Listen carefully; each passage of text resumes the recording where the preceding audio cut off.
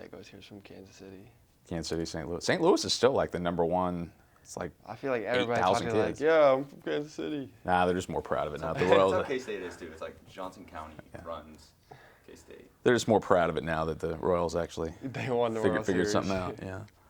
All right, good. Good to go. How did you end up here? Just kind of take me through that. How you got, because you were at Manhattan for a little while, right? No, that was Trevor. That was Trevor. That was Trevor. Okay, so I just went to junior college. yeah. So give me your backstory. How'd you end up at Mizzou? So I went out of high school, didn't have like a lot of options that I really wanted.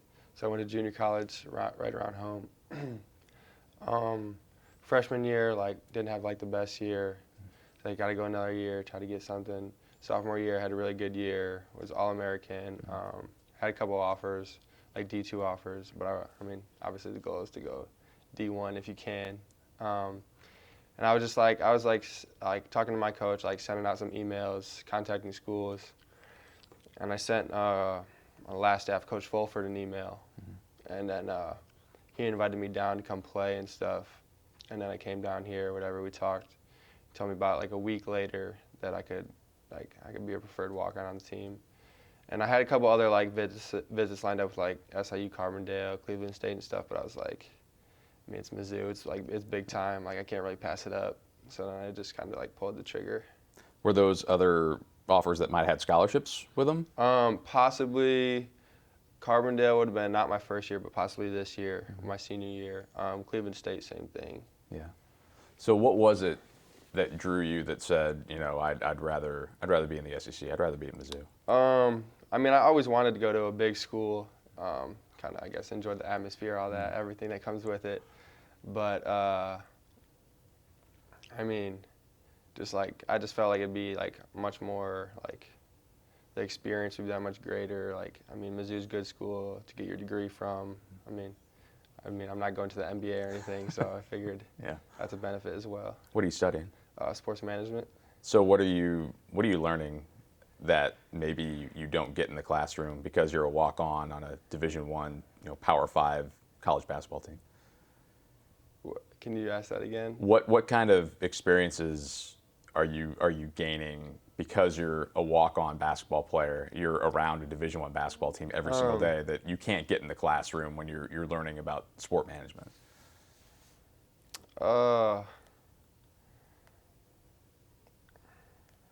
I don't really know what you mean, to be honest. Like, what do you, like, experience I gained, like, being, like, in the arena, like, around the team, aside from class? Yeah, I mean, so what do you want to do with a sport management degree? I imagine you want to be involved with, running teams and all that kind of stuff. Either, like, I thought about maybe being a GA, either maybe here or somewhere else. Haven't really decided on that. Once I graduate in May, I still have to do an internship before I officially graduate. So I'm working on trying to get a Nike internship. But if I don't get that, I'm not too sure what I'll do yet for my internship. But I don't really know what else. What is your normal day like as a walk-on? Usually go to class in the morning. Usually get a text about, say practice at 12:30, you'll get a text at like 10:15, like you got to come in early for scout. Didn't plan on that, so you got to change your day for that. Come in, go through all their plays and stuff. Go through practice. Some days you do more than others, depending on the day. Don't really have to stay there's like obviously advantages and disadvantages of being a walk-on. But like I really enjoy it. I mean, I embrace it. Like I know my role. Like I love cheering on my teammates, seeing them do well.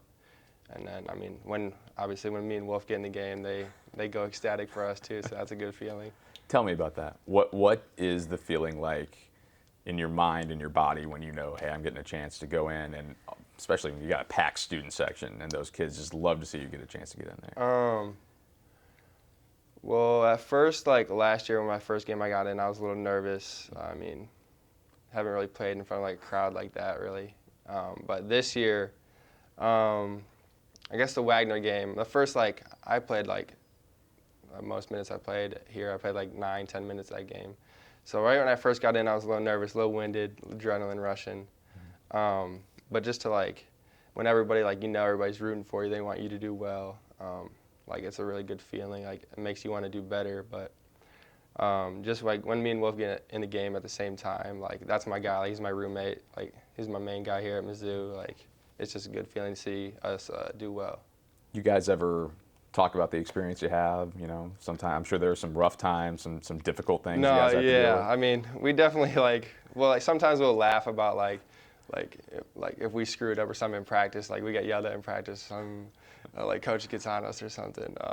But like we definitely like, and now like after this year, like we've gotten like I just want to call it love, a lot more love from the fans, because I mean definitely a lot more there, and like we just like go back and like think of like we laugh at the bad things, like remember the good, and it's just a good time. Because your opportunities are limited, what does it feel like to score? I mean, yeah, it's a good feeling. Like I had to talk with Coach Martin one day after the Wagner game. Like me and Wolf, we both scored that game, but he was talking about that we still need to play defense and all that stuff. But yeah, I mean, it's a great feeling to score. Like we have limited chance. Like last game, we played 2 minutes and we both scored. And I mean, it's a really good feeling. Like, but I guess more now since I guess that's the second time I've scored. But like last time, it wasn't as big deal as the first time. I mean, it feels cool, but you don't want to be like going crazy because like I feel like, like my whole life I've like played basketball. I've scored a lot of buckets. Like it's nothing new. It's just a bigger stage, kind of. How do you kind of balance in your mind when you're getting a chance to go into a game?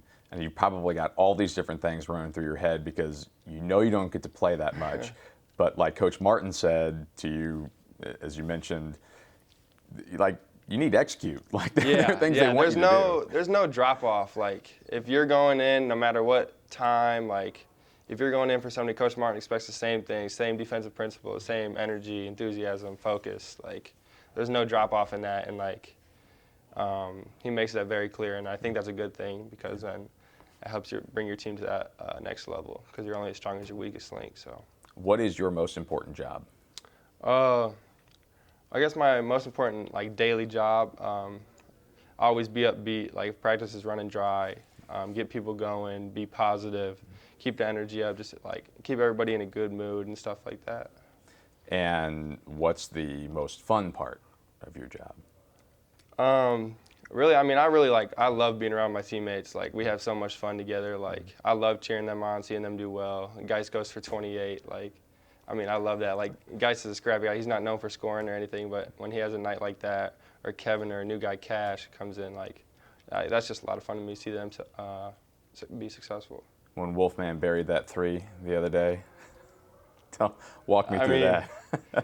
Like we kept running it, like we were running that play for Wolf, like we had to set it up a couple times. But like when it goes in, like I want to like celebrate like crazy, but like, I also want to be like still like in tune to the game and stuff like that. But yeah, I could celebrate all day when Wolf scores. Like even in practice, like it's always good to see him do well.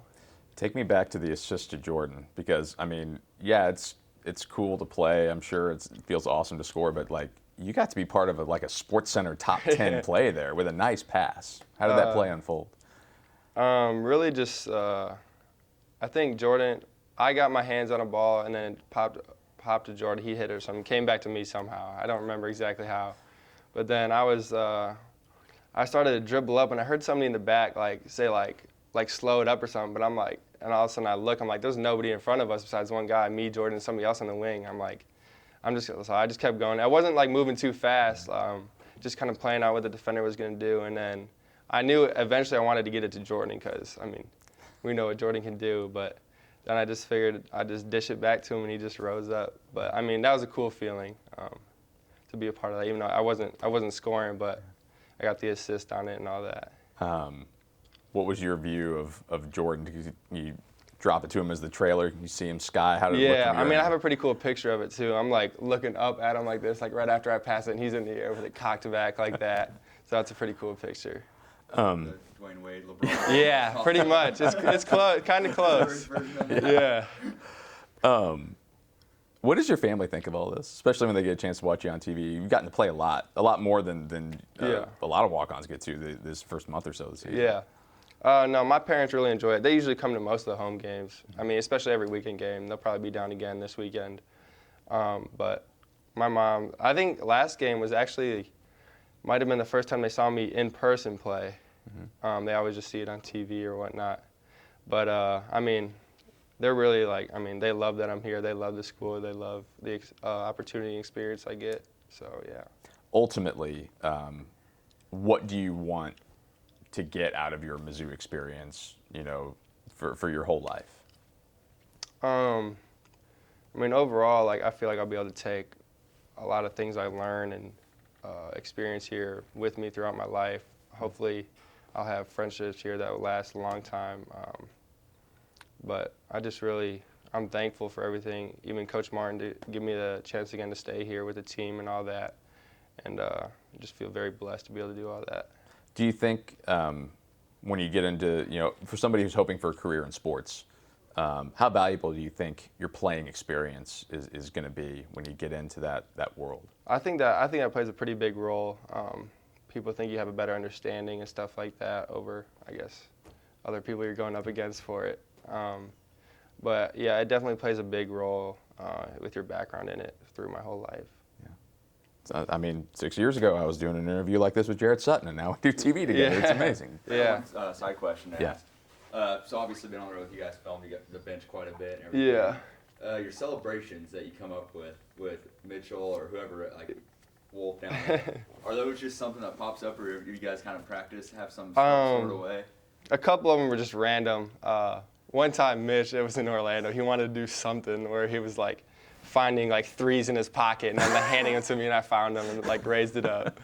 But we talked about something last year. Last year, our famous one, we were cooking in a pot. I have that video. It was pretty cool. But most of them were just spur of the moment, pure enjoyment. Makes it that much better. Is there any kind of there have been, I can't remember whoever it was, there was some school last year where their bench started getting national attention. Monmouth, yeah. Is there an online community of guys where you guys exchange ideas, or do you just kind of follow social media, or do you ever reach out to each other? We never really reached out to each other for celebrations, but we have there's a big walk-on group chat. So people, I mean, it's not always running a lot of people talking in, but it goes through spurts or some of your scores, some of you messaging you hey man, I saw you score, that's awesome. We have a buddy that plays at Ohio State, Joey Lane. He's a walk-on. Well, actually, he got on scholarship, but he's a walk-on there, and he's very a big advocate in the walk-on. It's called walk-on frat. But yeah, I mean, everybody's pretty cool and stuff like that. To support each other, see each other do well. How much does that help to have? I mean, it's more than just your basketball community here. I mean, it's a nationwide. Yeah.